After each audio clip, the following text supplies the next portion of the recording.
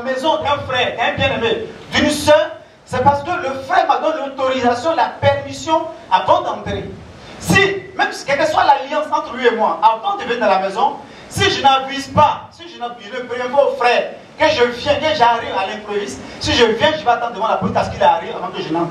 À partir du moment où il est là, que j'arrive, je vais rentrer, sortir. Amen. Si je suis chez la soeur, et puis elle a deux chambres salon, elle a une chambre, vous voyez même une chambre, elle me donne, avant d'avoir accès à sa chambre principale, tant que je n'ai pas la clé, je ne pourrai pas entrer dans la chambre principale. Pourquoi?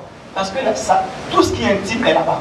Bon, c'est dommage souvent que les chrétiens de fois, mais les frères, surtout nous Africains, on n'a pas de respect pour les autres. C'est-à-dire, je suis lié à un frère, alors tout est permis. Je rentre dans sa chambre comme je veux, je sors comme je veux. Pourquoi? Mais la chambre, en fait, la chambre conjugale, la chambre est personnelle. Pour la considération de la personne chez qui tu es, quelle que soit l'alliance, l'amitié. S'il y a accès à ta vie, c'est parce que dans la famille, quelqu'un de la famille lui a remis une autorisation. Dans un premier temps, il rentre comme visiteur. Il n'a pas encore l'autorisation. Je crée d'abord une amitié, et partant de l'amitié, je crée une confiance sur notre amitié. Et sur la confiance, elle sera la clé. À partir du moment où j'ai la confiance en moi, elle me donne la clé. Mais une fois qu'elle me donne la clé, elle me donne toute la maison. Parce que je peux entrer, sortir, même si elle n'est pas là, faire ce qu'elle veut de la maison. Si elle vient, tant qu'elle n'a pas remarqué quelque chose, peut-être avant de savoir, je dis que souvent, les portes sont ouvertes par un parent, par une tante, par un frère, par un cousin, par un oncle, par le grand-père ou par l'arrière-grand-père. Le péché des pères tombera sur les fils de 3e à la 4e génération. Or, si c'est la première génération, ou peut-être c'est ton arrière-grand-père qui n'était même pas, tu n'étais pas connu. Mais si sa malédiction doit te suppliquer maintenant, ça veut dire que ton arrière-grand-père a posé un acte quelque part. Et ce acte-là peut avoir des impacts négatifs sur ta vie jusqu'à présent. Tant que tu ne détectes pas la source de la malédiction. Amen. Voilà pour vous allez voir des gens. Ils font tout, mais ils sont les mêmes choses. Il va à l'église, il prie, il fait tout. Mais c'est la même personne qui est en train de mélanger tout le monde. Pourquoi? Parce que l'esprit qui a en lui, l'alliance que ses parents ont laissée, c'est quelqu'un qui ne rassemble pas. C'est quelqu'un qui est là pour diviser. Et tu ne sais pas, tu marches avec lui. Lui, c'est ton ami. Même des fois, l'homme avec qui tu vis, il peut être dans la grâce pour comprendre, connaître les choses. Tu dois l'aider à ta manière pour comprendre pourquoi il fait cela. Alors, lorsque un homme de Dieu se met là, dans la chair, et qu'il a nous parler de la part de Dieu, il est la porte des cieux, il est la porte du ciel. Tout ce qu'il dit, tout ce qu'il fait sur la bouche, ça ne vient pas de lui, mais ça vient de Dieu. Et c'est quelque chose que Dieu lui transmet pour remettre. Voilà pourquoi on est ici, on est différents de quand on a de causer ensemble. Donc tout ce qu'il fait sur sa bouche, c'est les choses qui viennent de la part de Dieu. Donc quelque chose à ce soleil qui va échouer, parce que quand nous sommes là, ce n'est plus nous qu'on est là, mais c'est le Saint-Esprit qui parle au travers de nous. Amen. Donc parler, et rester ici, parler, nous sommes à la porte des cieux. Donc on vous dit comment faire pour réussir, comment faire pour agir, comment faire pour prospérer, comment faire pour toucher le trône de Dieu, pour que Dieu puisse nous garder votre frère. Mais tout dépend de la manière dont on donne, la manière dont chacun de nous fait ces choses, la manière dont chacun de nous dispose son cœur avec Dieu. Parce que Dieu marche avec la disponibilité. Te fait la chose avec sérieux, te fait la chose avec sincérité, te fait la chose avec amour. Parce que Dieu est amour. Et Dieu se manifeste dans l'amour. Et Dieu travaille dans l'amour. Et Dieu marche avec ceux qui ont l'amour de Dieu. Amen. Cela a dit, si vous demeurez en moi, et que mes paroles demeurent en vous, demandez ce que vous voudrez. Mais si je ne demeure pas dans la parole, je ne demeure pas en lui, comment je peux demander? Il a pris une pierre qu'il a pour faire cousin, pour dormir. Et dans un son, Dieu se révèle à lui.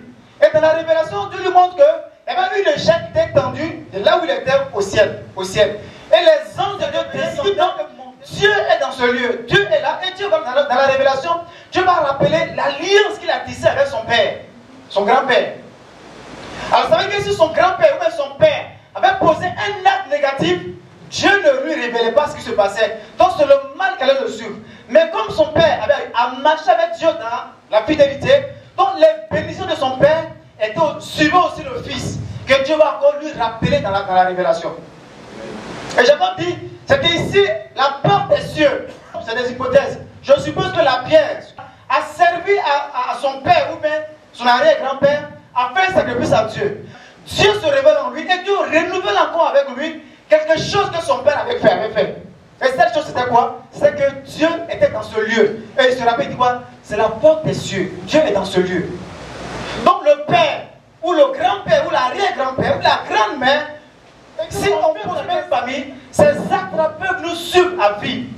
Tant que ces chaînes ne sont pas coupées, ces actes-là vont nous suivre. Alors si le père a eu des comportements négatifs, ce comportement sera le caractère de nous. Vous voyez le lionceau, le lion et le lionceau. Un lionceau. Alors, le lionceau, quand il est petit, il peut jouer avec toi comme un chaton, un chat. Il n'a pas encore le caractère de son père. Mais plus le temps passe, plus le caractère de son père qui en lui va commencer à sortir. Donc, à part les 6 à 7, 8 mois, 9 mois, 10 mois, il va avoir le caractère de son père qui est lion. Donc, il va commencer à manger les chèvres, il va chasser Dieu. Pourquoi? Parce que le caractère que son père a se manifeste en lui.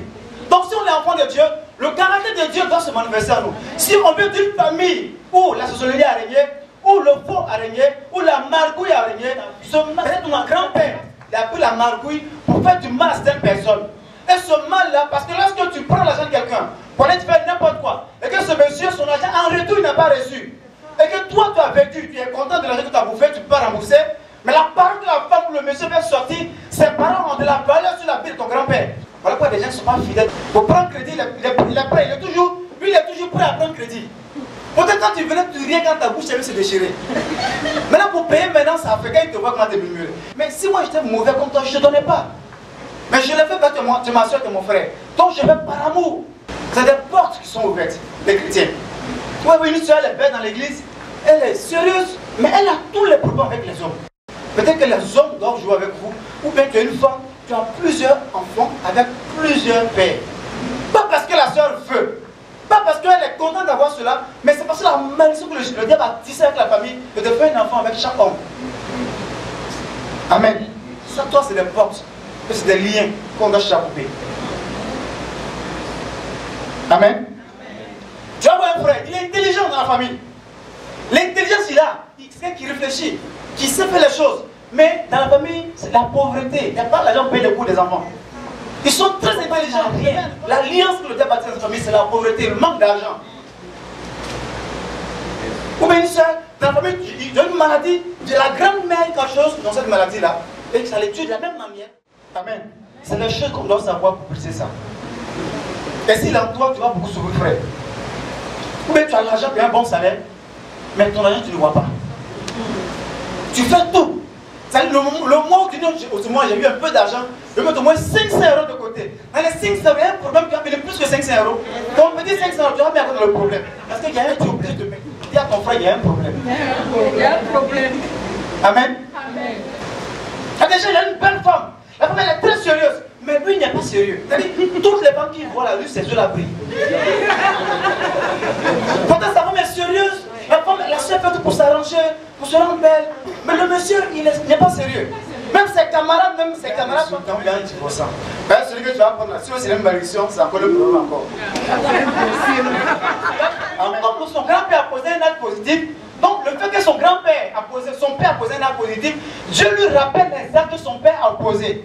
Donc les actes disent qu'il sera béni, il sera prospère, il sera la tête, Dieu va l'élever, Dieu va le bénir, Dieu sera avec lui. Donc Dieu lui rappelle les mêmes choses qu'il a dit à son papa, ou à son grand-père, ou à son père. Il lui rappelle les mêmes choses. Pourquoi? Parce que son père avait eu de bons rapports avec Dieu. Alors donc, le bonheur, ça allait passer. Donc le papa, ou la maman, ou la grand-mère, les actes qu'ils posent, qu'ils ont posés avant, ont des effets négatifs sur notre vie. Non, c'est le diable qui a toi. Ce n'est pas un démon de boisson. Tu veux crier à putain poussé, ça va rien dire. Mais quand je veux dire boisson, ce qui est en toi, c'est la boisson. Tu seras concerné. Amen. Donc le diable, faut dire, le péché, mais le diable, le mal, il faut aller qu'à dire son nom. Sinon tu vas prier, il ne touche pas, il ne bouge pas. Et c'est ceux qui sont en nous, on parle la langue, on a même des révélations, mais qui nous fatiguent dans notre marche avec Dieu. Amen. Pourquoi? Parce qu'on n'a pas la source de la chose. Amen. Ok, nous allons nous lever, on arrête là aujourd'hui.